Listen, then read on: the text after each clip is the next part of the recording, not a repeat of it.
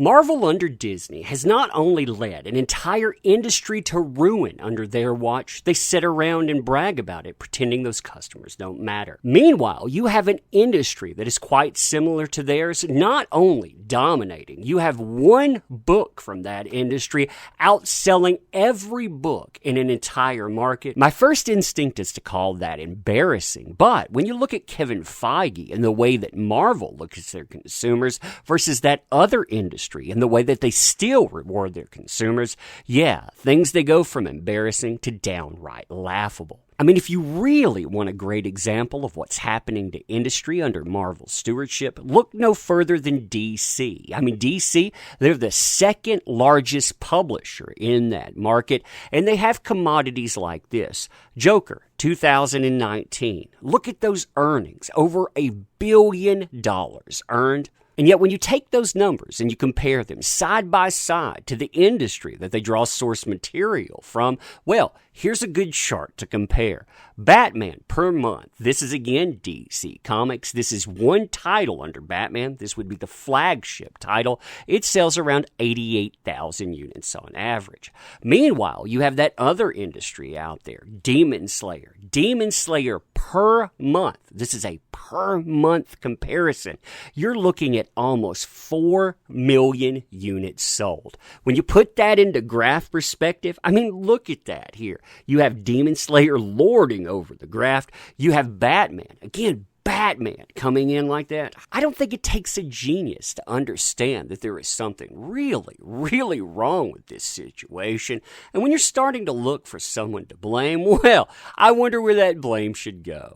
Year after year, example after example, and these companies, they just get worse. Hey, reap the whirlwind, right? Reap the whirlwind of their own creation. So hey there to all you fine folks on this fine day, by the way. If you would, too, share this video far and wide. Make sure to like, comment, feed that pesky algorithm. And if you're subscribed to the channel, make sure you're still subscribed. There's a problem with that these days. And if you're not, well, I'm not saying you have to, but that button, it's looking right at you. Press it. Press it good. So the article that got me really, really thinking about the mentality coming all the way from on high, well, it's this article from Bounding Into Comics. You should check them out, by the way. Bounding Into Comics does a great job bringing you stuff like this, with Kevin Feige saying comic book popularity, that's not a factor in movie or TV adaptations. Why? Because those people out there that pick up that source material, those shops that have to live and die by it, those folks, they don't matter. They don't matter indeed. Now, the interview that Bounding Into Comics is pulling all of this from, oh man, it reads like out of control ego and narcissism on display. This comes to us from Men's Health magazine. Kevin Feige, he basically starts out by apologizing for Doctor Strange casting of Tilda Swinton. Remember, they did that and they told anyone that thought anything about the source material at that time, you were an ist and a phobe if you didn't like that. Well, now they're apologizing for it. They're telling you, basically, it doesn't matter, though, what those comic book consumers think, because great characters who could make great movies, regardless of how famous they were, well, that's what we're going to go with. And since Marvel Cinematic Universe movie is now basically equivalent to a Disney-owned branch of the U.S. Mint, those are chances the studio is more comfortable taking. I mean, look at that ego there. They're equivalent to a Disney-owned branch of the U.S. Mint. The interview, it goes much, much further than that, too, casually dismissing the cultural impact certain characters like, say, Blade had at the time. Feige, he realized early on that the popularity of Marvel characters didn't really play a huge role in determining the success of their film adaptation. The studio had 2 early hits with X-Men, which had been the company's most popular comic for a long time, and Blade, which most people didn't even realize was based on a comic. People didn't even realize that. It didn't have a cultural impact until these people came around.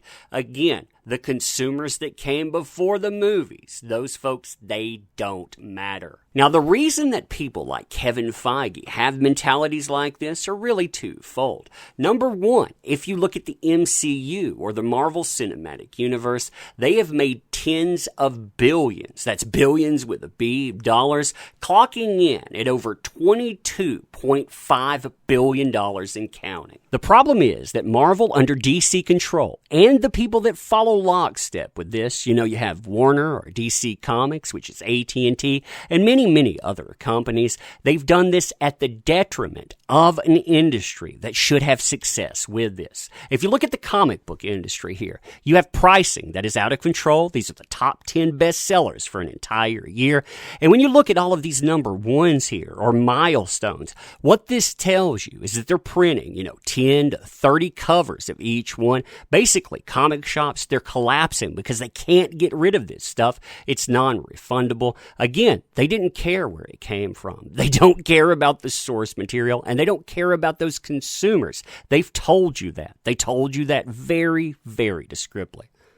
Now, what's really interesting is when you take an industry that runs parallel to the practices that we see, meaning they put out movies and they have source material that you can draw from, but they remove the management ego. They're not saying, hey, we made this, the customers didn't make that. You can really see what this industry should be. Here's Demon Slayer. If you look at Demon Slayer, remember, too, this is an animated movie. I mean, these numbers here, they are absolutely crazy for an animated movie. International box office alone, you have $434,993,569. Domestic box office on this, it picks up another $42 million. And this, it's during the beer bug as well, for over $477 million worldwide. Now, were that a Marvel under Disney ownership, they would tell you, yeah, we expected that. And you know what? They would take credit for it. They would tell you consumers, they didn't make that happen in print. Basically, they would let the print industry die. Demon Slayer, though, you can see what happens when you don't treat your consumers like that. Demon Slayer ends up outselling the entire American comic book industry. Demon Slayer, 1 year, they sell 100 million copies. You have the American comic book industry, they sell around 15 million copies. And remember, those American numbers, they count in manga that's sold in America. So when you look at those numbers, yeah, they're a lot worse than you think. To put that into perspective, like I was saying at the beginning of this is prepared by Critical Blast, by the way. You should definitely check them out. The flagship title for DC Comics, second largest publisher of comic books, and the owner of movies like Joker, made $1 billion plus. They're moving around 88,000 units of Batman, their flagship title here, versus, say, a Demon Slayer, one book that's moving 3,950,000 units on average per month. Interesting what telling your consumers they don't matter actually does to an industry, right? But anyway, let me know what you think about this stuff. And as always, appreciate the heck out of you. I sincerely mean that. They forgot that. Woe be it unto them. But you make this stuff work, so thank you. You want to go further? You want to help out the channel in different ways? We have Patreon, PayPal, memberships, lovely merchandise. Check all of that out. But you being here, that matters, so thank you sincerely. And until next time, we will see you soon.